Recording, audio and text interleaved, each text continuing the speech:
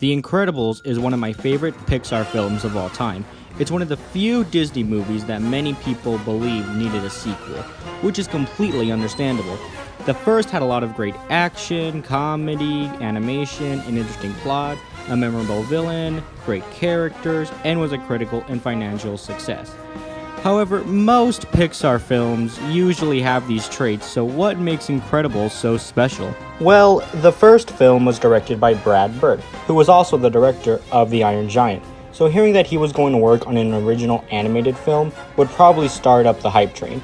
Second, this was the first Pixar movie to focus on real people, not inanimate objects or insects. I mean, Pixar did have human characters before this film, but they were not the focus and were usually left in the background. Third, it was a superhero comedy, which was very rare in the early 2000s. I mean an intentional comedy. Fourth, it was also about a superhero family, which I don't think had been done yet. It also helps that all the family members have different personalities, powers, and some really cool designs. So looking back on how this was Brad Bird's first 3D animated film, and how this was Pixar's first human-focused animated film, it makes Incredibles seem like it was a bit of a risk at the time. But it was one that paid off, so naturally Pixar decided to make a sequel out of it. A mere 14 years later. So, let's see if The Incredibles 2 is just as incredible as the first film. I promise to never make that joke again. The film takes place right after the first film, which is a bit of a con for me, but I'll get into that later. So The Incredibles have just defeated the Underminer, but caused a lot of destruction in the process. This convinces the government to shut down any plans they had for protecting and or legalizing superheroes. This means the Incredibles still can't fight crime. However, a billionaire named Winston Dever, I'm gonna be honest, I forgot his name. He wants to legalize superheroes and has created an organization designed to bring supers back into the spotlight. He asks Elastigirl to be the first candidate since she seems to cause less destruction than Mr. Incredible. This leaves Bob, or Mr. Incredible, responsible for taking care of his children while Elastigirl fights crime. However, a man in a mask named Screenslaver starts to terrorize people by mind-controlling them with TVs, and Elastigirl is now focused on bringing him to justice. The film does have a lot of strengths, one of the biggest being that the family has a lot more screen time. My biggest complaint with the first film was that the family had a lot less screen time than Mr. Incredible himself. Doug Walker once said that it should have been called Mr. Incredible and His Family because it's mainly about him and his midlife crisis. The movie is called The Incredibles, but really it should have been called Mr. Incredible and His Family, because the focus is mostly on him. And to be honest, you can kind of get the gist of what he's going through in maybe the first 10 minutes. This is luckily fixed in Incredibles 2. Everyone feels like they have the appropriate amount of screen time. The chemistry between the family is still really good. They talk and act like an actual family. Bob takes not being the first superhero back into the spotlight very well, and that honestly surprised me.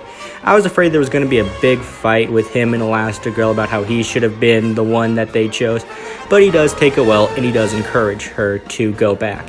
The animation is very good as expected from Pixar, and the voice acting is well done.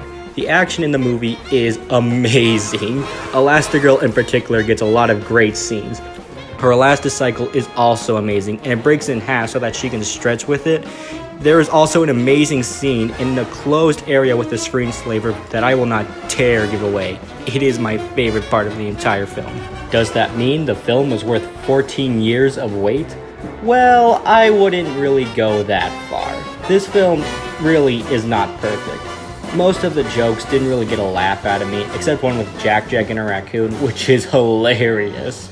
Also, the scenes with Bob and his family aren't all that interesting. I mean, they're not horrible or anything, and it is giving me what I asked for in the last film, but it's basically a dad being bad as a dad cliche, which I'm so freaking sick of. I would have liked to see him doing something like maybe train the kids to better control their powers, but I guess that does seem hypocritical since superheroes are still illegal. But I just feel like that would have been a lot more interesting than, oh, I'm not good at being a dad, but I'm trying to be good as a dad. Many of the jokes are centered around Jack, which backfires in my opinion. The raccoon scene is funny, but besides that, many of Jack's funny scenes just left me silent. It's just the baby with superpowers cliche where he gets into trouble and the dad needs to keep him safe. Yeah, I've seen this a million times. Look, babies are not funny, so when your jokes center around a baby, that means most of the jokes will not be funny.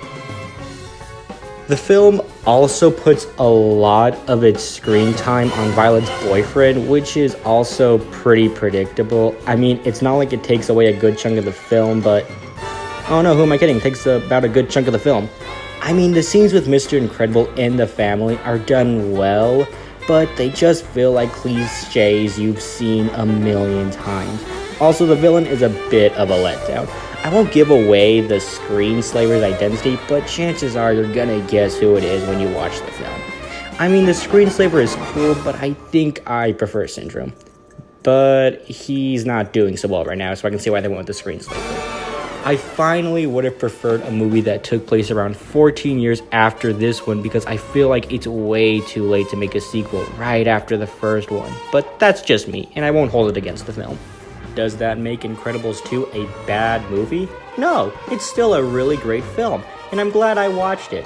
Incredibles 2 has a lot of fun action with some great animation and an interesting idea for a story, but its execution is okay at times and is filled with a lot of cliches in Mr. Incredible's part of the story.